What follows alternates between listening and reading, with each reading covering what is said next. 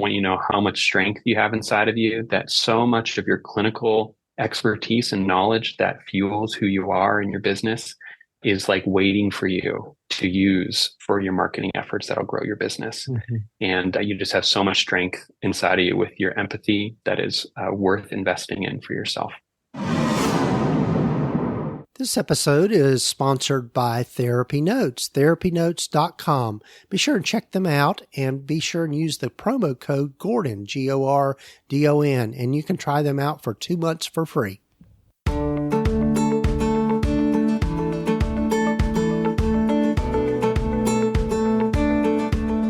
Over 15 years ago, when I started my private practice, I had to learn a lot, and most of it the hard way, and I don't think you need to do the same. Hi, I'm Gordon Brewer, a licensed psychotherapist, and welcome to the Practice of Therapy podcast, part of the Psychcraft network of podcasts. Join me in this journey of discovery as we have conversations with other leaders and professionals in both the mental and allied health fields. Join us as we explore both the business and clinical sides of running a private practice.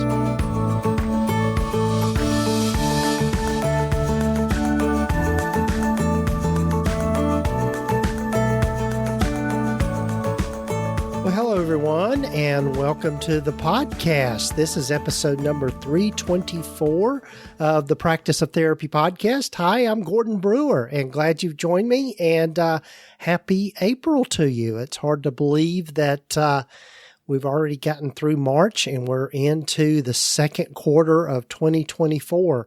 I thought as this episode was coming out, I probably ought to do some sort of April Fool's kinds of things, but I couldn't think of a good one to do that would be fun for a podcast. But anyway, hope you're having a good move into springtime, depending on where you are in the world. I know some folks are moving into fall on the other side of the equator, but anyway, I'm looking forward to you hearing from my guest, Connor McClenahan. And Connor and I have gotten to be fairly good friends. I had the good fortune of being with Connor on a retreat back in the fall of this past year, and really enjoyed getting to know him and just the work that he's doing.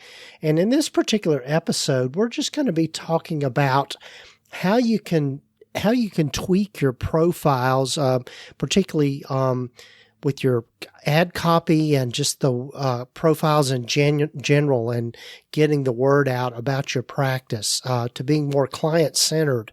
And Connor has put a lot of thought into this, and he's got a lot of expertise in this, and he's also put together a workbook that you're going to be able to hear about that I think is just excellent. I got to look at it when we were on the retreat, and it is very well done, very nice, and I think you're going to find it a helpful tool. But before we get to my conversation with Connor, one of the things I'd love for you to check out is a project I've been helping with, and if you've been listening to the podcast for a while, my friend Ashley has put together a website called Mental Health Wear TN, or Mental Health Wear Tennessee, and you can find it at mentalhealthweartn.com. And what she has been working on is putting together, as I like to call it, some swag, some T-shirts and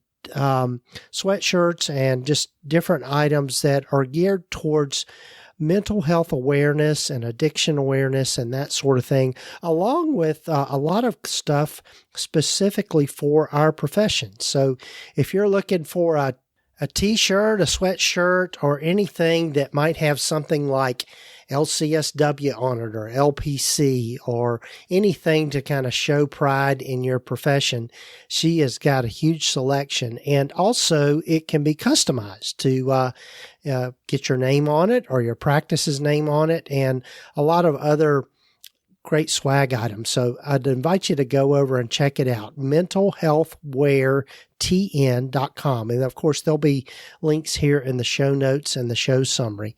So be sure and check that out. And also, before we get to my conversation with Connor, I'd love for you to hear something from one of the members of the Sightcraft Network, along from something from our sponsor, Therapy Notes. Hi, I'm Whitney Owens. If you don't know me, I am the person behind the Wise Practice podcast, which is part of the Sightcraft network of podcasts. I am so proud to be a part of this network, along with my good friend Gordon Brewer, who's doing such amazing work on helping people on their practice journey. If you haven't discovered the Wise Practice podcast yet, you can find it anywhere you listen to podcasts. I'd love for you to join us as we explore how to grow a faith-based practice that brings you the income you need and the lifestyle you want. Be sure to check out the podcast and other helpful information at whitneyowens.com. Have you ever wished your private practice could run as smoothly as a well-oiled machine? Well, look no further, because Therapy Notes is here to revolutionize your practice. Therapy Notes is the complete practice management system you've been dreaming of. With everything you need to manage patient records, schedule appointments, meet with clients remotely, create rich documentation, and handle insurance billing, it's your secret weapon for a smoother practice. And the best part? It's accessible wherever and whenever you need it. Yep, even on the go. Imagine having more time for what truly matters, your clients. It's like having an extra set of hands, but digital. And here's the kicker. It's the very EHR Gordon relies on in his own practice. So, you know it's the real deal. Say goodbye to paperwork nightmares and hello to more time and better quality care. Check out Therapy Notes today at practiceoftherapy.com/therapynotes. Oh, and don't forget to use the promo code GORDON to get 2 months free. That's practiceoftherapy.com/therapynotes with the promo code GORDON. Enjoy the show.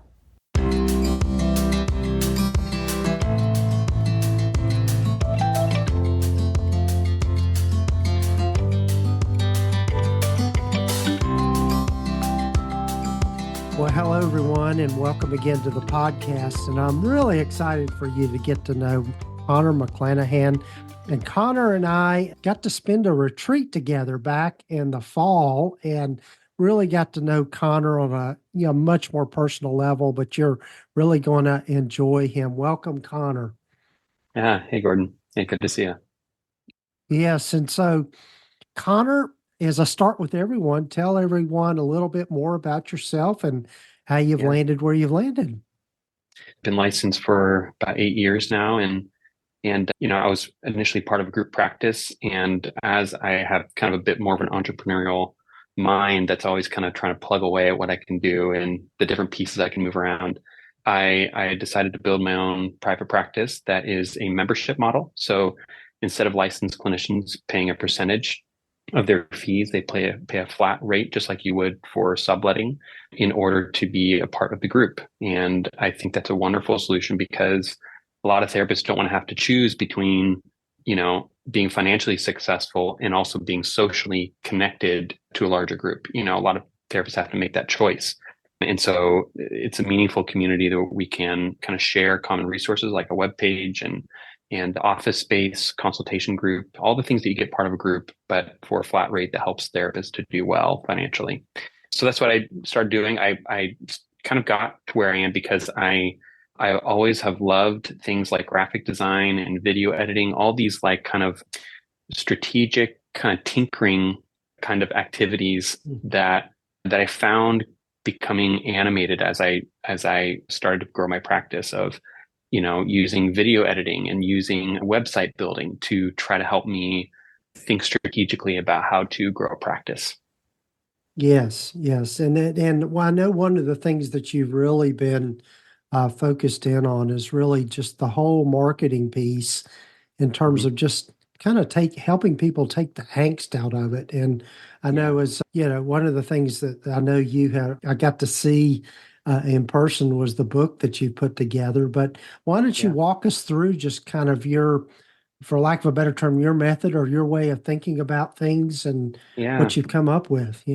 Yeah, sure. Well, maybe a good way to go through that is a story that I remember. It's vivid for me of, I used to do videos for therapists And we would do a lot of coaching for a person. So let's say we go out to the location, it's in a beautiful setting, we get the lights set up. And I remember this for this one person, we had the camera set up on them. And as we're setting up the equipment, I was talking to the person about who they're talking to. Who are you going to be speaking to today in this video? And they just lit up. They're like, oh, I just picture this anxious teen who, they just really need help. They feel so misunderstood. They were just connecting so much in this rich way. And I could picture them almost like an aunt or like an older sister kind of sense of, they felt so empathetically connected with the client that they were talking about, that they were visualizing. And then I go to hit record. I was like, perfect. I was like, hold that thought right there. Perfect. Action. Let's start recording. And they froze up and they kind of looked down and they got kind of nervous, and they're like, hi, I help people with blah, blah, blah. And they talked from such a mechanical place. And I was like, what happened there? And that difference right there is, I think, the crossroads that we can all experience whenever we go to market our practice, is that we have this anxiety that comes up that's about our own insecurity, about building our practice, about being seen, about being needy and needing clients or needing money, that just inflame us and take us away from this beautiful, empathetic place that I think we all hold within ourselves that makes us a great clinician. And it feels so important, that shift that she made there, where she ended up kind of putting it down. And I ended up starting to think about, how do I help her stay there in that moment? How do I help her stay in that empathetic moment and hold on to that and use it, metabolize it? Because that's going to make all the difference in how she appears in the video, in terms of what words she says, in terms of how she approaches it. So that's formed, I think, the basic strategy for how I like to think about our marketing efforts is, how do we start by becoming aware of the way our anxiety about building our caseload is actually shooting ourselves in the foot, so that we can pivot back towards an empathetic, giving, generous part of ourselves that is so much more powerful and strong. And I think there's a way to build all of our content, whether it's blogs, video, our copywriting, our social media posts, around that strategy of visualization of our client, so that we can connect with them in a really powerful way. Yeah, yeah. It's funny. I was having a conversation along these lines earlier today in mastermind group I'm in, and one of the things that I think for us as therapists that we have a hard time doing is promoting ourselves in a way, because in a way it sometimes feels like we're bragging or we're doing that, but it really is helpful, I think, to think about it with our advertising, with our marketing, to think about it in terms of how we normally connect with people, just like we do in a session, and just being able to translate that. Right. Like an extension of our clinical self. And I think the reason we're able to do that with a client is because we're able to literally picture them in front of us, whether we're in person or virtually. We're seeing their emotion. We have experience with them. There's a depth of understanding that is brought forth by the client's presence. But when we're doing something like filming a video, or we stare at a blank page trying to write a blog, we don't have that strong visualization in front of us of this person's actual pain. And so the pain that we're thinking about isn't the client's pain, it's our own. It's our own need for clients. It's our own desperation, right? It's our own anxiety about what we need. And that can be a really tough place to get out of right there.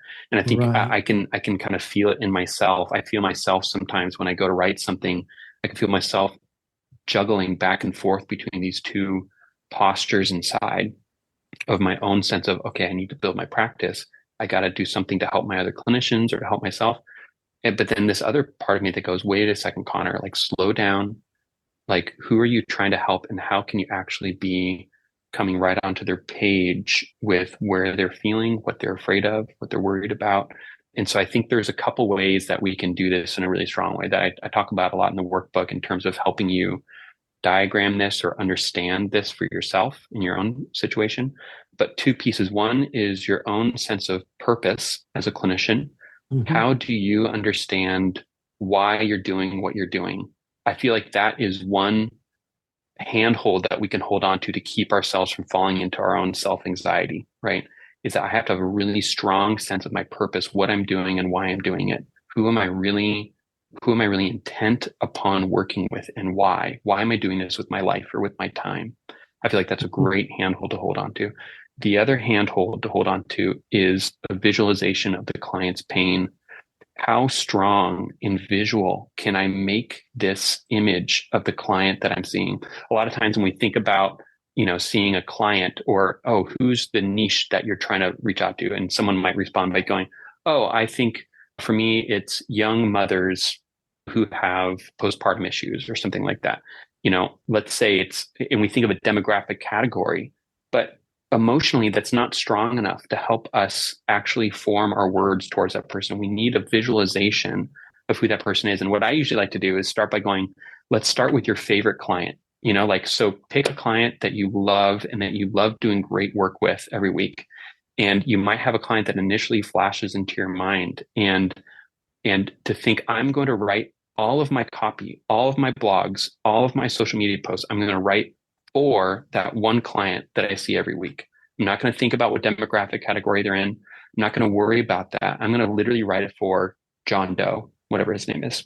Right. Mm-hmm. And so that memory or experience that you have with that client is going to be forming every word that you say throughout your entire marketing strategy. Yeah. Yeah. I think that's, I think it's, what resonates for me is what you said earlier, is really having a clear understanding of your purpose and your why of what you're Yeah. doing. And then I think the rest of it can kind of fall in place with all of that. Yeah. I think that's something I remember taking a marketing class in grad school, and him doing a lot of work with us on that with our marketing, and going, let's start by picturing, where you want to be in your life. Who do you want to work with? What do you want your practice to be like? And it's so funny to be like, oh, this is a marketing class, but we're actually talking a lot about purpose, about who I am, why I'm doing what I'm doing. And I just think that is so powerful to hold that in our minds. And I wonder if it's just like that we don't give ourselves enough space to actually consider, the depth of the reason why we're doing what we're doing. I think it's always interesting, the fact that usually the favorite client that we pick, or the ones that we really focus on or do the best work on, have most to do with our own pain, our own things that we've had go wrong in our lives, or the help that we've needed in our lives. And we find that in somebody else, in our clients, and we find beautiful ways of helping them through the same kinds of issues. And I think that's so worth reflecting on, about why we're doing what we're doing. A couple exercises I help people, and I would actually be curious for you, Gordon, to know, because I'm sure you do a lot of this work around purpose, in terms of what is the pathway towards which you help people find their purpose in what they're doing. But 3 different questions or images that I like to hold for people with purpose is, the first one is your past. What is a moment in the past in which you felt most alive and purposeful, and like your own self? You felt proud of yourself. What is a moment in your past when you felt most alive like that? And then to think about your present, of what times during your week do you feel most alive, proud, good, powerful? And then to think about in the future, of going, at the end of your life, what do you hope you'll be able to feel about yourself? What do you hope people will be able to say about you? But I kind of like thinking things as a way of trying to elaborate who we are, and as a full clinician that has a purposeful work to do in our lives. Right. Yeah, I totally agree with that. I think if you don't have a handle on those things, it's going to be really hard for you to communicate to people that might want to. I don't think there's any lack of clients for us out there. I think the problem is that is helping people find us and connecting with us is really the to me, is the whole purpose of marketing. It's just letting people know how you can help them. Yeah. So I think something that maybe we could kind of talk a little bit about there is copywriting itself, and Mm-hmm. how we can approach that, and some common pitfalls that I think we can run into with copy. Something that I always cringe at doing is just pulling up my own Psychology Today profile, because from time to time I'll do that and I'll be like, what was I thinking? That this word, it's Mm-hmm. so wooden or weird. But it's funny how we can even just look back over our own words, and often, have a lot of work to do in examining what are the words that I'm actually putting out there. So first of all, I think copywriting is really important in the sense that the way that a client comes to see you, right, is that first they have some kind of burning sense of a problem, and they're going to do a Google search, right? They might stumble upon your website, and the first thing they're going to look at is your picture to see if you're a person who's going to be relatable. But the second thing they're going to be doing is they're going to be looking through your copy, and they're not looking at who you are, right? That's our anxiety. And so sometimes from an anxious place, we can try to make ourselves feel valuable to them, right? By talking about our education or our years of experience, or I create a warm and inviting atmosphere, these kind of things. But these are all kind of out of that self anxiety, right? But a Mm-hmm. client, as they're coming in, they're looking for, how is this person going to solve my problem? How is this Mm-hmm. person, can they understand my pain?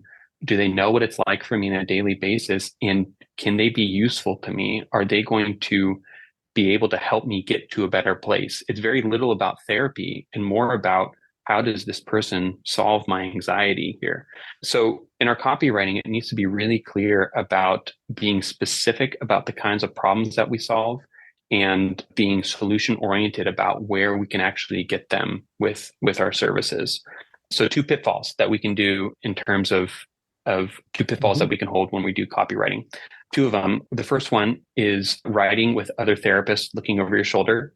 For me, sometimes I'll hold like past supervisors in my mind when I write my copy, Mm-hmm. where Mm-hmm. I'll picture like my supervisor and what he might say about the kinds of ways that I'm talking about anxiety, or the language that I'm using, or tell me that I don't really know what I'm talking about with psychoanalytic thought or something like this. So that's one, right? Is we can probably identify what are the voices that we're holding inside when we're writing copy, and that might be other therapists. The second one is writing because of a low caseload, is going, that we can get into a pitfall of going, I really need to be seen as valuable by this person, and so I need to make sure that they know that I'm valuable. And so I think those are two pitfalls that we can get into when we write copy. Yeah, yeah. I think it's yeah. The thing that comes to mind for me as you were saying all of that is being able to convey to the potential client the transformation that they would go through and how you would Mm. help with Uh-huh. that. Yeah, Yeah, yeah. yeah. Transformation. Yeah, I've heard that said a lot, where you go, I take people from X to Y. Like I Mm-hmm. take people from being overwhelmed and anxious to feeling confident and self-assured. Mm-hmm. I think it's actually a tip that I've heard from Laura Long, as I think, which is really Mm-hmm. brilliant, is to be almost like a script writer, to be really behavioral about the changes that you see. So, for example, one tip that you can use is go, instead of saying feeling words, which is what we tend towards as therapists, like, Mm-hmm. well, I want to help you feel this way.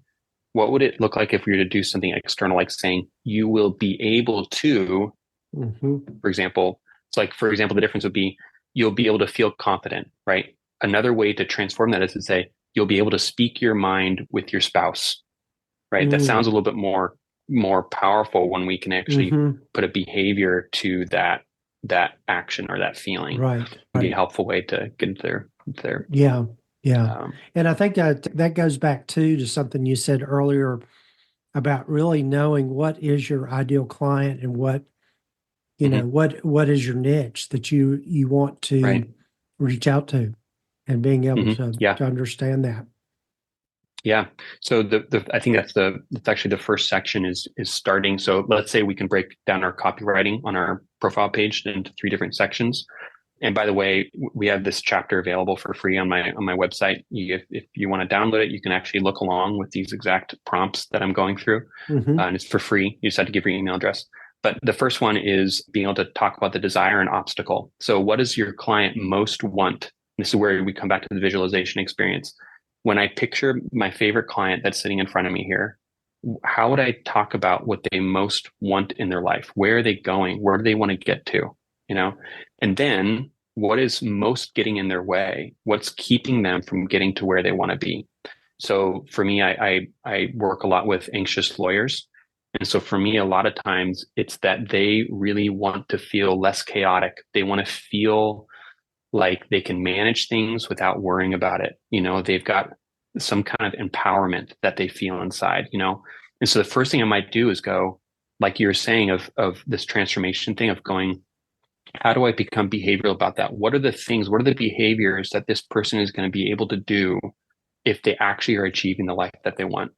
And then what is the obstacle that's going to get in the way of them? For example, if they want to feel empowered, then what is it that they do experience? What's the thing that's keeping them from doing that? For example, we might point to, but you feel like your chest is pounding. You can't slow it down. You feel distracted. You feel like you can't focus, and so it's costing you so much. You can't get to this place where you feel empowered, where you're able to get things done. You are just anxious. Your chest is pounding, all these kind of things. So that's kind of the first paragraph, is that we really want to help them think, what is that? I understand what your main desire is in life. And I also understand what is most getting in the way and frustrating you with that. Yeah. The second section we can talk about is, I can help. Here's the plan. So being able to go, I've helped people just like you go from anxious and overwhelmed to confident and capable, or something like this, right? Yeah. I say, and that's I think something that you're kind of familiar with as well, having kind of like a really niche statement right there. Mm-hmm. I think a really helpful thing to do after that is to say, here's the plan, so this is what I do in therapy. Together, we're going to identify the obstacles that you face. We're going to explore and help you learn new ways of coping with anxiety, right? So you kind of start to outline for them, what are the steps? What's the plan that you generally take with clients who experience the same pain point? And then at the end, you want to end with some kind of hope and invitation, something like, I can help you get there, or you can get to this place. It's going to feel so relieving for you to be able to feel confident again, for you to be able to sleep through the night, whatever it is that your client is wanting to be able to do. And then invite them, so please, give me a call. Yeah. We'll work on this together. We'll have an initial consultation. Yeah. Yeah. So it's getting really clear about who your ideal client is and what's going to speak to them the most about working with you. Yeah. Yeah. Yeah.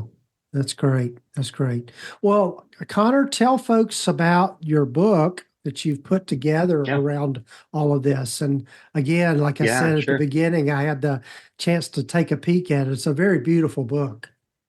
Thank you. Thank you. It's a nice cohesive picture. So I think a lot of times what we can do is, when we go to market, we sometimes can feel scattered and go, okay, I've got an hour free. I need to get this going. I'll just do a social media post. Or what are other people doing are they on TikTok, Instagram? And we can kind of get into this reactive place. But I think what this book is going to help you do is slow down and back up and create a very engaging, strategic approach to how you're going to approach everything in your marketing. It helps you kind of start at square one and think strategically about how you're going to direct your effort, that you can be economical with it, so that it all flows together and makes sense. So I think by the end, reading the book and going through this workbook, you'll have a strategy that is custom to the kind of client that you want to see, that helps you kind of flow in that direction. So we talk about all kinds of things. We talk about getting you a really strong client visualization that fuels your marketing. But we also talk about things like how to lay out your website, how to do a blog post. And I actually give like some different structures for how to create a blog or a social media post. We talk about when and why to do advertisements. And we talk about video editing, how to make a good video with good lighting. I really lay it out in some detail with these kind of nuts and bolts. But I think the most important thing is helping you think strategically about how to put effort towards your marketing in a way that doesn't exhaust you, that doesn't leave you feeling like you didn't do everything or that you don't know what you're doing, but that really leaves you with a sense of purpose and clarity around the things that you're putting effort toward. So it's like 108 pages. It's a pretty extensive workbook, but you can download the first chapter for free and get a sense of whether this is a good fit for you. Yeah. Yeah. And we'll have links here in the show notes and show summary for people to get to that easily. Well, Connor, I'm so glad we got to spend this time together. I've got to be respectful of your time. What sort of parting thoughts do you have about all of this? Uh, I just think that if you're listening right now, I want you to know how much strength you have inside of you, that so much of your clinical expertise and knowledge that fuels who you are in your business is like waiting for you to use for your marketing efforts that'll grow your business. Mm-hmm. And you just have so much strength inside of you with your empathy that is worth investing in for yourself. Awesome. Now tell folks the website and how to get in touch with you. Yeah, sure. Yeah, it's herecounseling.com, HERE counseling.com. /workbook is the workbook that you can find. And we're based in Los Angeles. We're a small group. And yeah, if you want to reach out at all, feel free to reach out to me. Yes. Well, Connor, it's great to reconnect, and I'm hoping we'll get together again in person here before too long.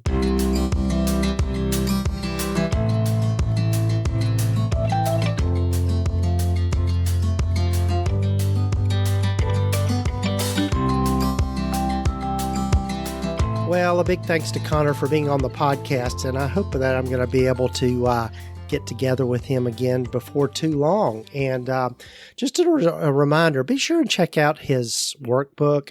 You can find that at herecounseling.com/workbook. And of course, there'll be links here in the show notes and the show summary for you to get to that quickly. But hope that I am able to have more conversations with Connor here in the future, and hope it's given you some ideas and maybe some new ways to think about your marketing efforts and just how you approach that. And that the things that I've learned about marketing over the years is that you don't necessarily have to.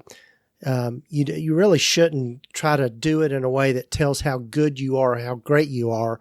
Instead, you just let people know how they can be helped in their journey and what you can do to help lead them in that journey. So anyway, be sure and check it out. And also, as I mentioned at the beginning, be sure and check out mentalhealthwaretn.com, Mental Healthware Tennessee, and check out all the great things that my friend Ashley has put together and created around our profession, and also just helping people be more aware of mental health and addiction and getting inspiration and all of those kinds of good things. So be sure and check it out, mentalhealthwaretn.com. And also be sure and check out our sponsor. I'm just so grateful to them for being a part of me in this, taking part in my journey with the podcast, and I couldn't do it without them. And big thanks to Therapy Notes, and be sure and check them out. As I've mentioned before, they are the people that I use the platform that I use in my practice, and it has absolutely been just a total game changer over the last several years, and being able to manage and automate things better within my practice. And it is a complete electronic health record system. It includes telehealth. It also has a way for you to file insurance claims. Also, a patient portal that where you can also do secure messaging with your patients through the patient portal. So be sure and check it out, therapynotes.com, or just go to practiceoftherapy.com/therapynotes, and be sure and use the promo code Gordon, just GORDON, and you can try them out for 2 months for free. So, and again, thanks for being with me in this journey. Do take time to follow us or subscribe to the podcast wherever you might be listening to it, and let other folks know about the podcast. And also, if you think you would have something to add to the conversations that we're having here on the podcast, I'd love to hear from you. So you can apply to be on the show and be a guest. So be sure and check that out. You can just go to practiceoftherapy.com/podcast, and you'll find a way to apply. So take care, folks. Hope you have a great rest of your week or weekend whenever you're listening to this, and look forward to being with you again next week.